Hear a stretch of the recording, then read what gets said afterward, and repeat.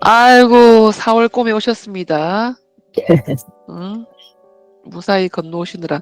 이번 달에는, 음, 좀 전에 말씀을 드렸지만, 윤지님께서는 지난달에 너무 책을 한꺼번에 많이 보시더니, 네.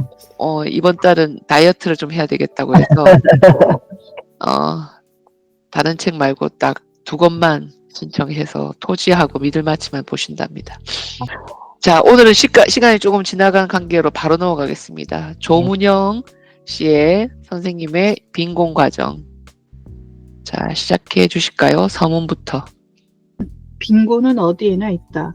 사전적 의미 그대로 물질적 결핍에서 출발해 그 조건, 인식, 감각을 포착해내려 한다면 빈곤의 외부를 찾기가 오히려 더 어렵다.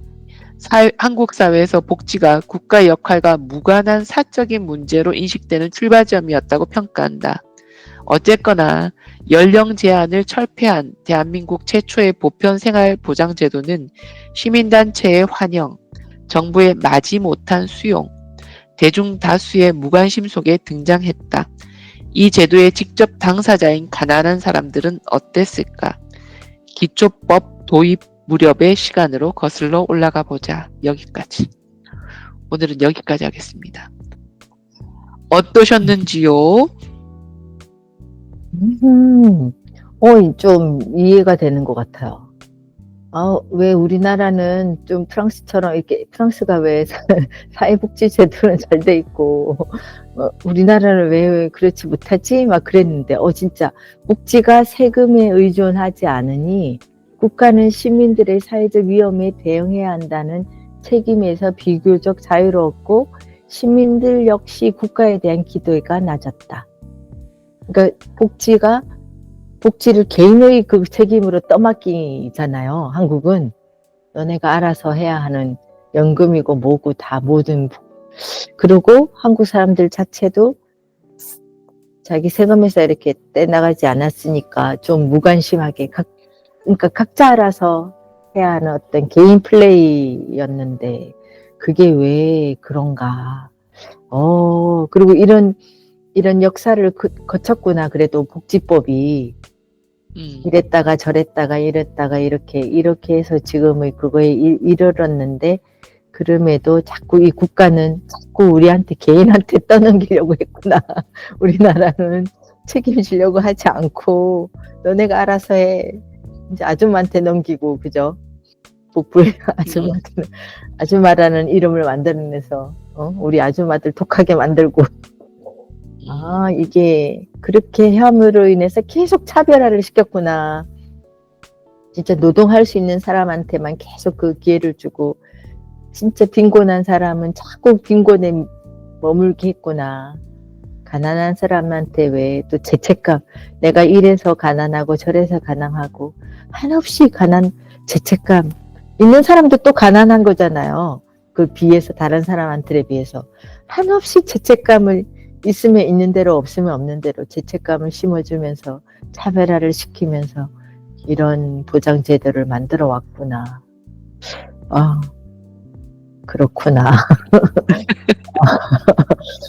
제가 좀 왜 이렇게 못하지? 막 그랬는데. 사실 요즘에 계속 그 문학 작품만 읽다가 이걸 읽어가지고 처음에는 이러다가 나중에는 막 약간 좀 이렇게 그랬었는데 일단 유럽하고 기반 자체가 달랐구나. 그리고 그게 이게 좋은 것은 아니나 그것 또한 지금 현재로서는 경쟁력이 되지 않았나? 다른 의미로? 좀 웃기죠. 약간 그러니까 유럽에서 20년 정도 살아오면서 느꼈던 거는 사회보장제도로 인해서 되게 나태해진 그런 모습들도 보이거든요. 완전히 된다. 예. 그리고 한국은 일단 처음은 너무나 힘들었으나 이제 점점 그 사회보장제도의 중요성을 알고서는 이제 많이 개선되어 나가고 있는 중이기는 하죠. 물론 아직까지도 힘들고 유럽에 비해서는 한참 모자라겠지만 어쨌든 그걸로 인해서 그 조그마한 나라가 경쟁력을 갖출 수 있기는 했다고 생각이 들거든요. 그러니까 이게 약간 핀이 나간 말일 수도 있어요. 왜냐면 지금 여기서 문제는 너무 이해가 될 것 같아 나. 그 무슨 말씀하시는지 알겠어. 네, 그러니까 약간 물론 사회보장제도가 정말로 아직까지는 제대로 되어 있지 않은 나라이기는 하나 그래도 그나마 그렇게 해서 지금 자리에 설 수 있지 않았나? 이건 약간 너무 또 여기서 얘기한 것처럼 이미 그 밑바닥이 아닌 사람의 입장에서 얘기를 한 걸 수도 있다라는 생각이 좀 그렇긴 한데 근데 실상은 저는 여기 제일 처음에 나왔던 것처럼 뭐라 그랬지 이 사람이 이 말 찾기가 힘드네요. 예. 빈곤은 어디에나 있고 어디에도 없다. 예. 그 말처럼 어쨌든 좀 더 읽어보면서 이해하려고 노력하려고는 해야겠지만 어쨌든 한 번씩 이렇게 지금 상황과 제가 유럽에서 살고 있는 것과 한국에서 살아왔던 두 나라를 이렇게 비교하면서 좀 이해가 쉽게 더 갈 수 있을 것 같기는 해요. 네. 저는 좀 전에 말씀하셨던 그 벼룩이님의 빈곤은 어디에나 있고 어디에나 없을 수 있다라고 얘기했던 거에서 그리고 이 조문영 선생이 제일 앞부분에 의문을 가진 질문 하나가 우리는 빈자인가? 제가 빈자라고 생각했을 때, 그러니까 제가 어김없이 빈자였을 때, 이 프랑스 땅에서 빈자였을 때 제가 받은 그 무한한 혜택은 저는 잊을 수가 없었던 그 경험이 있거든요. 그리고 복지법이라고 하는 것도 어떻게 보면 아까 얘기했었을 때 노동을 중심으로 생각해 놓은 복지법이라는 거에 대한 생각들 그렇게 따져보면 거기서 아까 얘기했던 우리 주부의 어떤 노동으로 취급되지 못한 일반 주부들의 노동들을 우리는 뭔가 태어나올 때 벌충해야 되는 어떤 노동을 하고 있는 사람들에 대해서는 뭐 유럽에서도 뭐 복지법 안에서는 항상 제외되는 존재들이니까 그 부분에 있어서도 조금 더 초점을 두고 생각해야 될 부분들이 아닌가. 모두가 다 돈 벌러 노동시장에 투입되는 건 아니잖아요. 소는 누가 먹이나 소는 누가 키우나 하는 것처럼 가정에서 해야 될 일들을 다 내버려 둔 채 노동시장으로 다 나갈 수는 없잖아요. 뭐 그런 것들에 대한 의문들을 이 책이 다 끝날 때쯤은 조금 그 답 같은 것들을 찾을 수 있을래나 뭐 그런 있으면 다행인데 요만한 거라도 그리고 마침 또 한국은 뭔가 뒤집어지기 전에 답답한 형국이긴 하지만 만약에 뒤집어진다면 복지법 같은 것도 좀 많이 좀 정리돼서 새롭게 좀 태어나지지 않을까라는 막연한 설렘?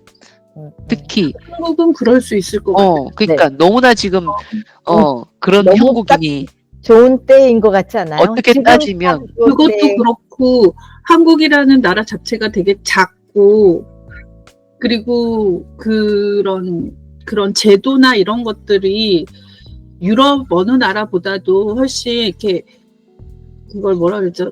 이렇게 탄력성 있게 약간 좀 빨리빨리 변할 수 있는 시스템인 것 같아요. 그러니까 여기 살다 보니까 그러니까 한국이란 나라는 약간 그런 상황과 그런 거에 따라서 되게 통성. 예, 조금 되게 나쁠 수도 있지만 지금처럼 빨리 변하는 그런 세계에 살고 있을 이 경우에는 조금 좋은 점일 수도 있을 것 같은 게 그래서 좀 기대가 되기도 해요. 네.